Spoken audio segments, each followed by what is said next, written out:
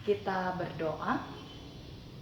Damai sejahtera Allah yang melampaui segala akal akan memelihara hati dan pikiranmu di dalam Kristus Yesus Tuhan kita. Amin. Selamat hari Minggu, saudara-saudari terkasih dalam Kristus. Kiranya kita dalam keadaan sukacita menyambut hari Minggu ini. Firman Tuhan pada kesempatan hari ini tertulis dalam Roma 3 ayat 1-8. Saya baca untuk kita. Jika demikian, apakah kelebihan orang Yahudi dan apakah gunanya sunat? Banyak sekali dan di dalam segala hal. Pertama-tama, sebab kepada merekalah dipercayakan firman Allah. Jadi bagaimana jika di antara mereka ada yang tidak setia? Dapatkah ketidaksetiaan itu membatalkan kesetiaan Allah? Sekali-kali tidak. Sebaliknya, Allah adalah benar dan semua manusia pembohong, seperti ada tertulis, supaya engkau ternyata benar dalam segala firman-Mu dan menang jika engkau dihakimi. Tetapi jika ketidakbenaran kita menunjukkan kebenaran Allah, apakah yang akan kita katakan? Tidak adilkah Allah? Aku berkata sebagai manusia, jika ia menampakkan murkanya? Sekali-kali tidak. Andai kata demikian, bagaimanakah Allah dapat menghakimi dunia? Tetapi jika kebenaran Allah oleh dustaku semakin melimpah bagi kemuliaannya, mengapa aku masih dihakimi lagi sebagai orang berdosa? Bukankah tidak benar fitnahan orang yang mengatakan bahwa kita berkata, marilah kita berbuat yang jahat supaya yang baik timbul daripadanya. Orang semacam itu sudah selayaknya mendapat hukuman. Demikian firman Tuhan. Saudara-saudari yang terkasih dalam Kristus Yesus, nama minggu kita hari ini adalah Minggu Misericordias Domini, yang artinya adalah bumi penuh dengan kasih setia Tuhan. Mungkin dengan topik minggu ini kita bertanya-tanya, bagaimana pula dengan keadaan yang terjadi saat ini? Minggu kita menyerukan, bumi ini penuh dengan kasih setia Tuhan.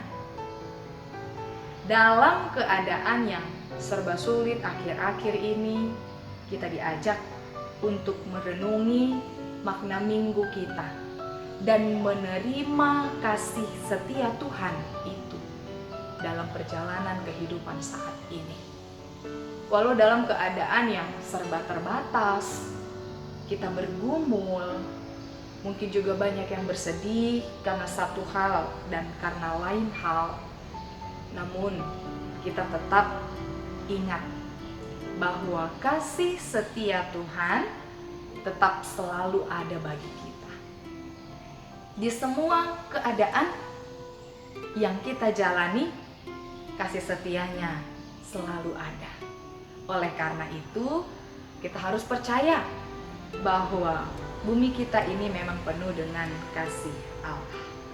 Lalu, dalam nats hari ini juga nampak seruan minggu kita melalui surat Rasul Paulus kepada jemaat yang ada di Roma. Secara garis besar, melalui judul perikop, akan nampak gambaran isi perikop itu, yaitu mengenai kelebihan orang Yahudi dan tentang kesetiaan Allah.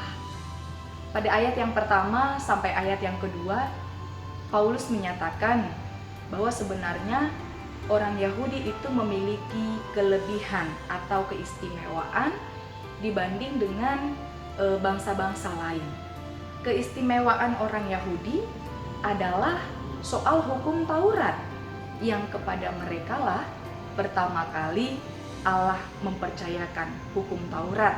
Itu terlihat dalam ayat yang kedua. Dan juga perihal sunat, yang merupakan tanda perjanjian yang diberikan oleh Allah. Perihal hukum Taurat dan sunat itu sudah dipaparkan di pasal yang kedua.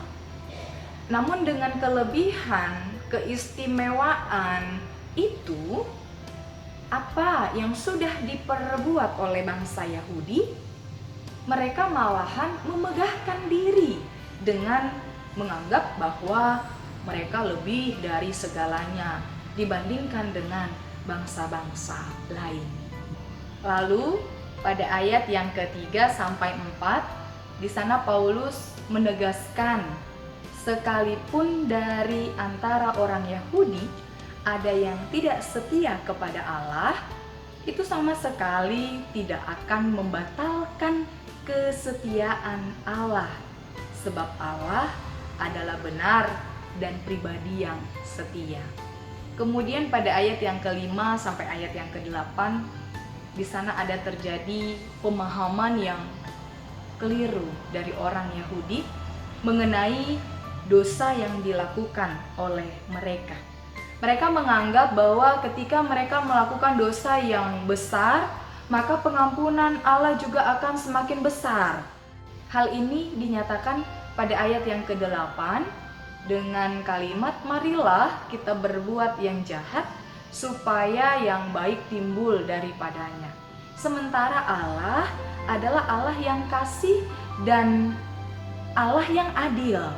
Bila kita melihat kembali perjalanan kehidupan bangsa Israel, maka Allah terus menunjukkan kasih-Nya dan juga keadilannya kepada bangsa itu ketika Ia memberi hukum kepada mereka di saat mereka melakukan yang tidak berkenan bagi Allah. Dalam hal ini perlu dipahami bahwa bila Allah menyatakan hukum-Nya, itu juga merupakan bentuk kasih-Nya. Wujud kesetiaan-Nya, setia menunjukkan hukuman dan pengampunan. Sebab setiap orang layak untuk dihukum atas perbuatannya. Saudara-saudari yang terkasih dalam Kristus, apa yang hendak disampaikan nats ini kepada kita? Yang pertama, berbicara tentang keistimewaan. Maka kita sebagai orang yang percaya ternyata adalah orang yang istimewa. Sebab kita telah dipilih oleh Allah dan melalui pilihan itu kita menjadi istimewa. Hal ini jelas terlihat dalam 1 Petrus 2 ayat 9. Di sana dinyatakan, tetapi kamulah bangsa yang terpilih, imamat yang rajani, bangsa yang kudus, umat kepunyaan Allah sendiri, supaya kamu memberitakan perbuatan-perbuatan yang besar dari Dia yang telah memanggil kamu keluar dari kegelapan kepada terangnya yang ajaib. Maka dengan keistimewaan itu, mari kita tidak menyia-nyiakan pemilihan Allah itu kepada kita. Sebab kita ini umat kepunyaan Allah sendiri. Nah, dengan keistimewaan itu, kita diajak untuk tetap memberitakan perbuatan-perbuatan besar Allah, yang mana melalui kematian Yesus Kristus itu, kita telah keluar dari kegelapan kepada terangnya yang ajaib. Mari kita laksanakan yang Tuhan inginkan dengan pemilihannya itu kepada kita. Yang kedua, tentang sebuah kesetiaan. Tentu dalam kehidupan kita sehari-hari tidak asing bukan bagi kita yang namanya setia atau kesetiaan yang kita lakukan karena mungkin orang lain memperlakukan kita demikian. Bila dia setia, maka kita merasa perlu juga untuk setia. Ada hubungan timbal balik yang terjadi. Lalu yang menjadi pertanyaan, bagaimana bila seorang yang kita harapkan untuk setia itu ternyata pada akhirnya tidak menjadi setia? Oh, pasti kita kecewa, sedih, mungkin marah, dan mungkin kita akan membalaskan ketidaksetiaannya itu. Namun berbeda dengan Tuhan kita yang adalah setia. Bagaimana hubungan kesetiaan kita dengan Tuhan? Ini perlu menjadi perenungan juga bagi kita. Akan tetapi, satu hal yang perlu untuk kita ketahui adalah ketidaksetiaan manusia tidak akan pernah mempengaruhi kesetiaan Allah. Apapun keadaannya, Dia akan selalu setia dengan kasih-Nya kepada kita. Mari kita lihat dalam perjalanan kehidupan kita masing-masing sampai saat ini. Bila kita merenungi perjalanan hidup itu, bukankah benar Dia selalu setia? Malahan kita yang kadang sering lupa dan tidak setia kepada Dia. Mari dengan arahan firman ini, hiduplah kita menjadi orang yang setia kepada Tuhan, sebab Tuhan tahu apa yang terbaik untuk kita. Yang ketiga, masih banyak orang yang mengira bahwa karena Allah adalah penuh kasih, maka Ia tidak akan pernah menghukum manusia. Ini adalah pemahaman yang keliru. Kita harus ingat bahwa Allah adalah Allah yang penuh dengan kasih-Nya, dan Allah juga adalah hakim yang adil. Maka Dia juga memberikan hukuman kepada kita bila kita melakukan yang tidak sesuai dengan kehendak-Nya. Memang akan ada pengampunan yang Dia berikan kepada setiap pribadi yang mau mengubahkan dirinya. Oleh karena itu, kita harus tetap percaya bahwa memang hidup kita masih penuh dengan kasih setia Allah. Namun, apakah kita menyambut kasih Allah itu? Mari kita jawab masing-masing di dalam hati kita. Selamat Minggu Misericordias Domini. Kita berdoa. Syukur bagimu Allah yang memberkati kehidupan kami sampai kesempatan hari ini. Engkau masih mengizinkan kami untuk bersuka cita. Engkau masih mengizinkan kami untuk beribadah kepadamu, walau di dalam rumah kami masing-masing. Untuk itu pun Tuhan, kami harus mampu bersyukur, walau dengan keadaan yang sedang tidak baik di sekitar kami, di bangsa dan negara kami, dan juga di dunia ini. Tuhan, biarlah kami semakin merasakan kasih setiamu di dalam hidup kami. Terima kasih dengan seruan minggu ini, dengan firman yang telah kami dengar, kami boleh semakin merenungi perbuatan-perbuatanmu yang besar, kasih-Mu yang tidak pernah luput dari kehidupan kami. Kau adalah pribadi yang setia. Kau tidak pernah meninggalkan kami. Dan malahan mungkin kami yang pernah sekali-kali meninggalkan Engkau. Tuhan, terima kasih sudah membekali kami dengan firman-Mu itu.